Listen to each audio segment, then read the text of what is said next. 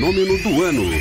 Somente segunda rodada e só 2 clubes continuam 100%, né, Felipe Melo? Muito bom dia. Tudo bem, Silvânia? Pedro, bom dia para todo mundo que acompanha o Pulo do Gato. Pois é, no encerramento da segunda rodada ontem, o Botafogo venceu o Bahia fora de casa por 2-1 e o resultado deixa o Fogão na liderança, junto com o Fluminense. Só os cariocas, Botafogo e Fluminense, conseguiram vencer as 2 partidas do Campeonato Brasileiro até agora, então dividem a liderança, o Fluminense com um saldo melhor e o Botafogo logo na segunda colocação, os 2 clubes com 6 pontos, ontem encerramento da segunda rodada e vitória do Botafogo contra o Bahia fora de casa, Silvânia. Isso para a Série A do Campeonato Brasileiro. E o que temos mais para destacar nesta terça-feira, Felipe? Olha, eu vou falar já da Copa do Brasil, mas um detalhe para a notícia que vem de Fortaleza, do Ceará, porque o Ceará demitiu o técnico paraguaio Gustavo Morinigo após 2 rodadas da Série B do Campeonato Brasileiro. No total, ele comandou nessa temporada 24 partidas.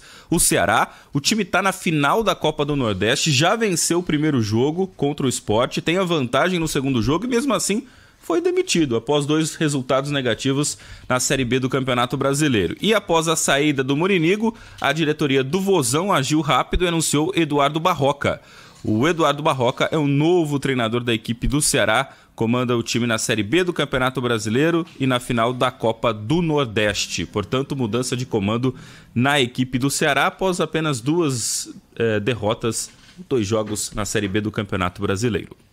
O Vasco está reclamando do gramado do Maracanã. Ontem eu vi essa notícia aí, o Flamengo e o Fluminense disseram que não tem nada errado. Aí é picuinha essa história aí, Felipe Melo? Excesso de jogos no Maracanã, né? O Flamengo e o Fluminense, eles têm o controle hoje do Maracanã. Inclusive, essa semana já a Prefeitura do Rio, o governo do Rio vai decidir aí quem que vai continuar com a licitação para comandar o Maracanã, para organizar as tarefas e ter a possibilidade de jogar no Maracanã.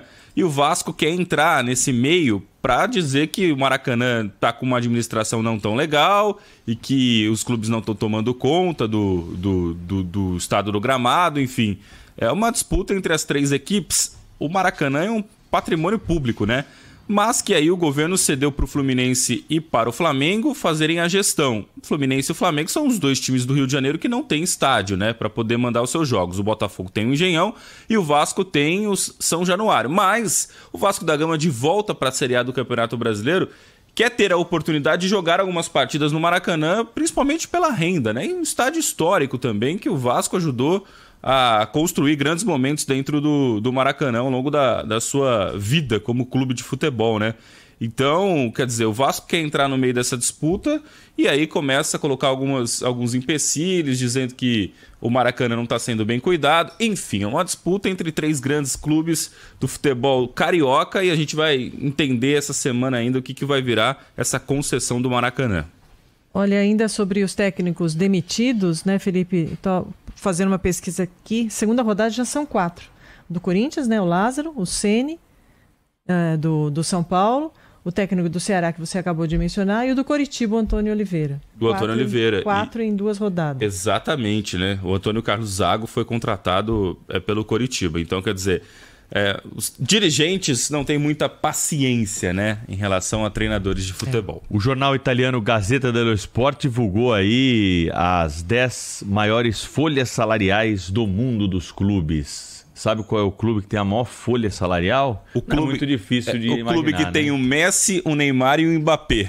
Acertei?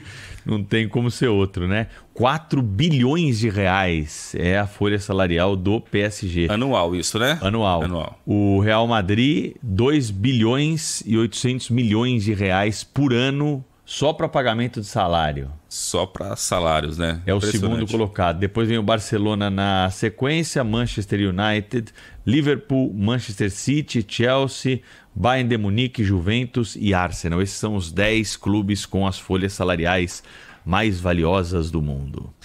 E ontem, pelo Brasileirão Feminino A1, o Corinthians acabou perdendo para o Inter, né, Felipe?